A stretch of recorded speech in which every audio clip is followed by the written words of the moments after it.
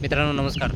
भाम धरणाच्या डाव्या साईडनी दरेवाडीच्या 40 कुटुंबांसाठी म्हणजे पुनर्वसनाच्या पुराणाच्या टेकडीवर पुनर्वसन करण्यात आलेल्या दरेवाडीसाठी हा रस्ता 2016-17 मध्ये पूर्ण करण्यात आला. परंतु साध्या भरतींमध्ये रस्ता जो पूर्ण करण्यात आलेला आहे त्या रस्त्याचं आजच्या पावसांमध्ये तुम्ही बघू शकता.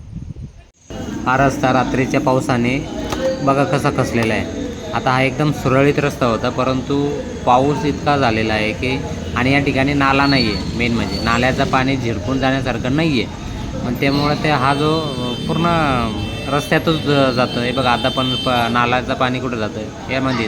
आता हे माती आले म्हणून आपल्याला दिसतं, परंतु त्या पाण्यामुळं हा रस्ता पूर्ण धुवून म्हणजे जमिनीसहित रस्त्यासहित डॅममध्ये जाण्याची परिस्थिती सध्या तरी दिसत आहे. आता तुम्ही बघू शकता, तुम्हाला काय वाटतं त्या पद्धतीचे. रात्री झालेल्या पावसाने ते पूर्ण धडाकाच घेतलेला आहे असं वाटतं आहे. कारण हा जो दरेवाडीचा जो रस्ता आहे तो आत्ता सध्या बंदच्या परिस्थिती आहे. गाडी जाऊ शकते, काही प्रॉब्लेम नाही, कारण आहे माती. परंतु माती जर लवकर काढली तर हा रस्ता लवकर क्लिअर होऊ शकतो. रस्त्याच्या कडेने नाला म्हणजे गटार नाला जो असतो, ज्या नाल्यांमधून पाणी वाहून जातं, तो नाला नसल्यामुळं हा सगळा त्रास होतो. आणि वरच्या बाजूला पूर्ण डोंगर आहे. आता ते डोंगराचं पाणी शेवटी खाली येणारच आहे, परंतु तो जर नाला काढला तर ह्या पद्धतीचं होणार नाही. आणि वरती इथे बघा भूस्खलन झालेले आहे. तर हे जे भूस्खलन जे आहे ते रस्त्यावर येऊ शकतं आणि रस्ताच घेऊन जाऊ शकतो. हे तर पूर्ण रस्त्यावर आलेले आहे. गाडी जाण्यासारखा रस्ता आहे, परंतु हे जर साफ केलं नाही आणि असंच पडून राहिलं तर वरती दरेवाडी जे पुराणाच्या टेकडीवर बसलेले आहे त्या कुटुंबांना येण्या जाण्याचा मार्ग जो आहे तो जाऊ शकतो. आणि हे जे डॅमजवळ जे आहे ज्या ठिकाणी भूस्खलन झालेलं आहे ते पूर्ण रात्रीतून नाला नसल्यामुळे हे पाणी झिरपून आतमध्ये गेलं आणि सगळं धुवून खाली घेऊन गेलं.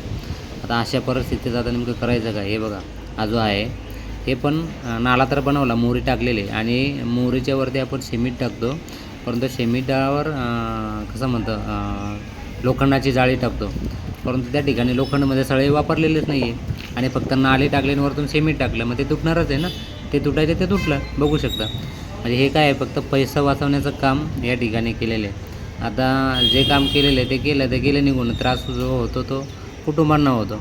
आणि म्हणजे हे कुटुंबांना त्रास अशा ह्याच कुटुंबांना नाही तर ज्या ठिकाणी प्रशासनाने काम केले ते सर्व ह्याच पद्धतीने केलेले आहेत. 23 आणि 24 जुलै रोजी जोरदार पावसामुळं भाम धरणाचं पूर्ण पाणी ओव्हरफ्लो झालं. आणि पाणी ओव्हरफ्लो जरी नाही झालं तरी ते पाणी दरेवाडीच्या कुटुंबांच्या घरांमध्ये येतं आहे. ते प्रत्येक वर्षी चालूच आहे आणि हे प्रत्येक वर्षी त्रास या कुटुंबांना सहन करावा लागतो.